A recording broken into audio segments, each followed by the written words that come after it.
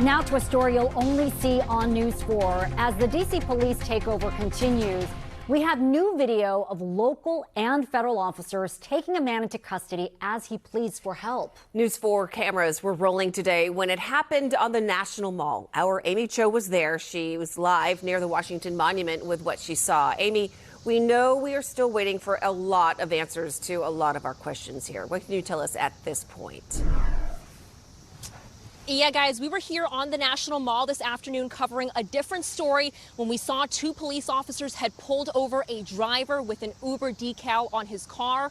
Those officers were talking to the driver for several minutes and then things quickly escalated. We do want to warn you, some of the video in this story may be upsetting.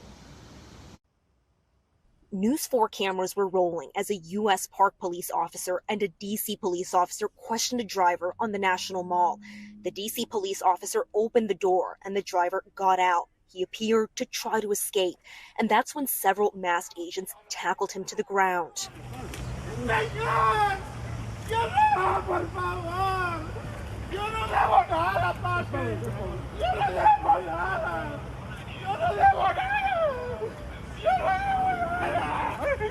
The man yelling repeatedly he hadn't done anything and saying he works and wants to be here with his family. At one point, 6 men could be seen kneeling on the ground over the man as he continued to scream. The masked agents then put the man into an unmarked vehicle. One of the agents was wearing a vest that said HSI, or Homeland Security Investigations. Others had vests that simply said police. None of the agents would respond to our questions. Can you tell us what he's been charged with?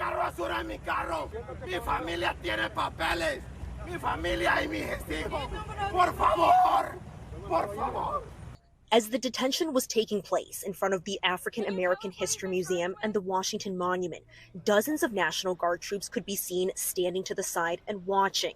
The detention comes a week after D.C. Police Chief Pamela Smith issued an executive order allowing officers making traffic stops to notify ICE about undocumented immigrants they encounter. It's still not clear why this man was stopped or why he was detained. And we have reached out to both ICE and D.C. police to ask why the man was originally stopped, what he has been charged with, where he was taken, and what will happen to him next. D.C. police have not yet responded to our request for comment.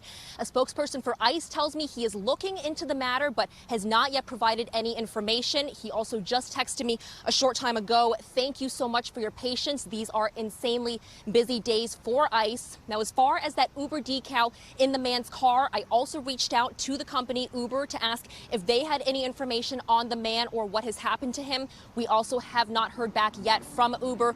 And just this past weekend, we also had a case where an Uber Eats delivery driver was detained while making a delivery in the Shaw neighborhood. I have been reaching out to Uber for several days now to ask what their policy is when drivers are detained while on the job. And so far, Uber has not responded to any of my requests for comment. We're live here on the National Mall. Amy Cho, News 4. And Amy, at this point, on both of these cases you're reporting on, we don't know what the men are being charged with or why they're being detained.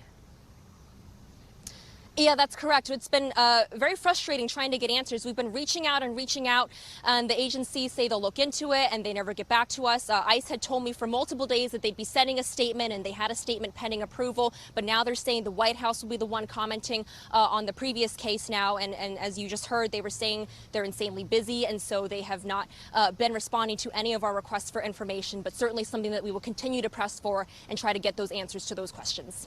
All right, Amy, thanks so much. Certainly difficult to see, but we appreciate you.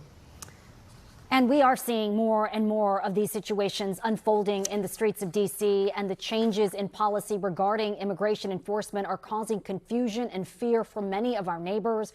Ward 2 Councilmember Brooke Pinto appeared on MSNBC this morning with what she's hearing from her constituents. You know, initially the federal government was saying they were going after violent offenders. I'm hearing reports of ICE officials going to daycare centers, to restaurants. People are scared to go to work or to send their kids to school next week. That is undermining to our public safety goals. We have a vibrant immigrant community here in Washington, D.C., the vast majority of whom are contributing members of our community, and we shouldn't be frightening them by patrolling the streets with masked agents without designation or without due process.